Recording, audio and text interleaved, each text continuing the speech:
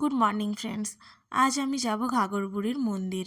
Local station Rajbandh, সেরকম জনসংখ্যাও থাকে না। আর দেখতে দেখতে আমাদের ট্রেন চলে এসেছে। ট্রেনে আমি একটা জানালার সিট বেছে নিয়েছি। এইসব ট্রেনে ভিড় প্রচুর থাকে, কিন্তু যেহেতু সকালবেলা তাই ভিড় অতটা থাকে না। আমি নামবো কালীপাহাড়ি স্টেশনে, সেখান থেকে আমি টোটো করে নেব। কালীপাহাড়ি স্টেশন থেকে টোটোতে করে তোমার যেতে ঘাগরবুড়ি মন্দির নেয় হচ্ছে 20 টাকা। এটা হচ্ছে বাস স্ট্যান্ড। বাস স্ট্যান্ড থেকে ঘাগরবুড়ির মন্দির যেতে নেয় 10 টাকা। স্টেশন থেকে যেতে যেতে অনেকগুলোই আমরা ইউটার্ন পাবো, ইউটার্নের পর ইউটার্ন। এই দেখতে দেখতে পৌঁছে গেছি ঘাগরবুড়ির মন্দির। টোটো আমাদের দাঁড়ায় এমন জায়গায় যেখানে ওদের কোনো একটা প্রফিট থাকে, সেই দোকানে দাঁড়ায়, অন্য দোকানে ওরা দাঁড়াবে না।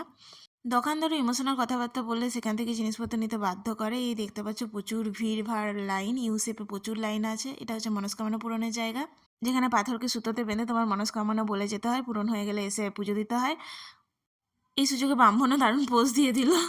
হ্যাঁ, এই দেখতে পাচ্ছ আমাদের পুরো মন্দির। এটা হচ্ছে নুনি নদী। এখানে মানে ফেনা প্রচুর থাকে, ঠিক আছে। আর এটা একটা, এখান থেকে আমাদেরকে আগে যেতেও দেয় না, সিকিউরিটি বসেছিল এখানে।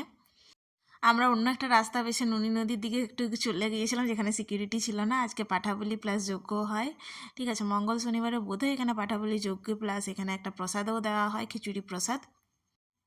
যজ্ঞ দেখে তোমার একটা ভক্তি ভক্তি মনে ফিল চলে আসবে। খুব ভয়ঙ্কর যজ্ঞ হয় এখানে। অনেক ঠাকুরের মূর্তির দোকানও আছে, প্লাস চুড়িমালার দোকান আছে। আমরা ফুচকা খেয়ে প্রসাদের লাইনে বসে গেলাম প্রসাদ খাওয়ার জন্য। সবশেষে ভগবানের দর্শন করে ফিরে গেলাম। Tata, bye bye.